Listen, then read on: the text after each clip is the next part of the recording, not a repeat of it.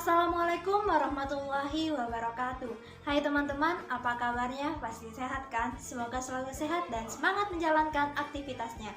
Saya Rofifa Zakia dari Program Studi Pendidikan Bahasa dan Sastra Indonesia FKIP Universitas Riau. Kali ini saya akan membagikan informasi nih kepada teman-teman terkait cerita rakyat yang berasal dari Kabupaten Indragiri Hulu, Riau dengan judul Danau Raja dan Putri Bunga Harum, yang mana video ini bertujuan untuk memenuhi tugas sejarah sastra dengan dosen pengampu Bapak Dr. Mangatur Sinaga M.Hum. Kisah Danau Raja dan Putri Bunga Harum yang ditulis oleh Ahmad Izaziha adalah cerita rakyat yang terkenal di Kota Rengat, Kabupaten Indragiri Hulu, Provinsi Riau. Cerita ini berkisah tentang Putri Bunga Harum dan Wan Usman, yang mana Putri Bunga Harum ini merupakan anak dari Sultan Tahir dan Permaisuri Fatmasari dari Kerajaan Kampung Dagang. Sementara itu, Wan Usman adalah seorang pemuda dari desa Lubuk Tangguh. Mereka berdua tidak mendapatkan restu meskipun Wan Usman telah memenuhi permintaan yang disyaratkan oleh Sultan Tahir, yaitu membuat sebuah danau beserta istananya dalam satu malam. Pada akhir kisah, Putri Bunga Harum dan Wan Usman tenggelam di tengah-tengah danau, tetapi mereka masih hidup dan menjelma menjadi sepasang buaya putih. Cerita Danau Raja dan Putri Bunga Harum ini mengandung pesan agar kita tidak mudah mengingkari janji. Selain itu, hendaknya kita tidak memandang seseorang berdasarkan pangkat dan derajatnya. Istana tersebut memiliki sebuah danau di belakang yang dimanfaatkan sebagai tempat pemandian para raja di kerajaan Melayu tersebut. Danau Raja selain tempat pemandian Putri Raja, ada juga mitos yang mengatakan bahwa di dalam Danau Raja terdapat istana gaib yang dihuni makhluk berwujud buaya kuning.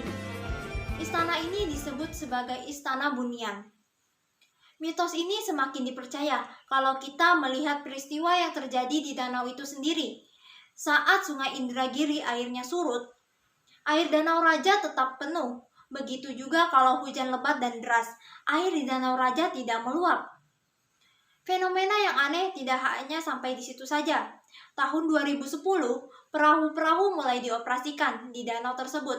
Namun setelah sampai di tengah-tengah danau, tiba-tiba perahu tersebut tenggelam begitu saja. Ada juga seorang operator ski air saat melakukan tes di danau tersebut juga tenggelam di tengah danau. Operator asal Surabaya ini meninggal akibat tenggelam.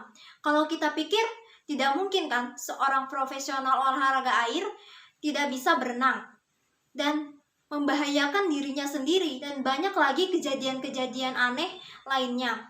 Tapi kejadian-kejadian ini disangkut pautkan dengan kemistisan Danau Raja. Dan ada yang mengatakan bahwa dulu pernah dilakukan pengukuran kedalaman Danau Raja, namun sulit untuk dicapai dan dipastikan kedalamannya, dan tidak ada kelanjutan dari pihak berwenang untuk melakukan penelitiannya. Apakah ini sengaja atau ada alasan lain dari pihak berwenang, atau memang untuk menyembunyikan kemisteriusan Danau Raja itu sendiri? Tidak ada yang tahu.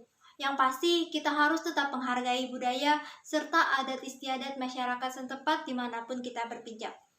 Seiring berlalunya zaman, kerajaan dan tahun-tahun terus berganti, keberadaan Danau Raja kini berubah menjadi objek wisata andalan Kabupaten Indragiri Hulu di tengah Kota Rengat.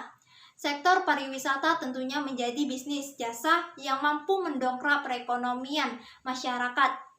Karena itu, pemerintah Kabupaten Indragiri Hulu terus melakukan pengamatan terhadap Danau Raja. Pemerintah daerah Indragiri Hulu sering memanfaatkan Danau Raja sebagai pusat kegiatan. Demikian juga pelaksanaan event-event lain sering diadakan di pinggir Danau Raja. Event ini bukan hanya berskala kabupaten, juga berskala provinsi bahkan nasional. Pihak swasta juga sering menggunakan lokasi Danau Raja untuk berpameran dan membuat acara lainnya.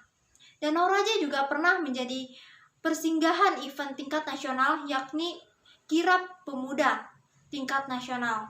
Setiap perayaan Hari Raya Idul Fitri biasanya juga ada festival beduk di Danau Raja yang membuat suasana malam lebaran di Danau Raja semakin meriah.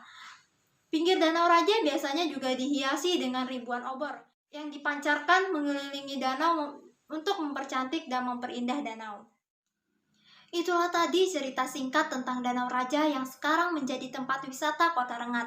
Di balik ketenangan airnya, di balik kenyamanan suasananya, ternyata ada cerita yang menarik dan punya daya tarik tersendiri untuk orang mengunjungi daerah dengan julukan Kota Sejarah mulai dari kerajaannya, perjuangan pahlawan dan rakyat untuk mempertahankan kemerdekaan Indonesia. Bahkan Sungai Indragiri menjadi saksi kuburan bagi ribuan bahkan Bupati Indragiri Hulu itu sendiri, yakni Bupati Tulus selaku Bupati pertama Indragiri Hulu dan merupakan ayah dari seorang penyair terkenal.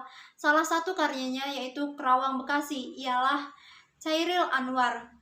Beliau tidak dimakamkan di tanah, melainkan di Sungai Indragiri, sehingga selalu diperingati setiap tahunnya yaitu Rengat Berdarah. Baiklah, kita sebagai generasi muda haruslah menjaga budaya-budaya yang ada di sekitar kita agar terus berkembang dan dapat diketahui dan dirasakan oleh generasi yang akan datang. Sekian cerita Danau Raja yang dapat saya sampaikan. Lebih dan kurangnya saya mohon maaf dan saya mohon undur diri. Wassalamualaikum warahmatullahi wabarakatuh.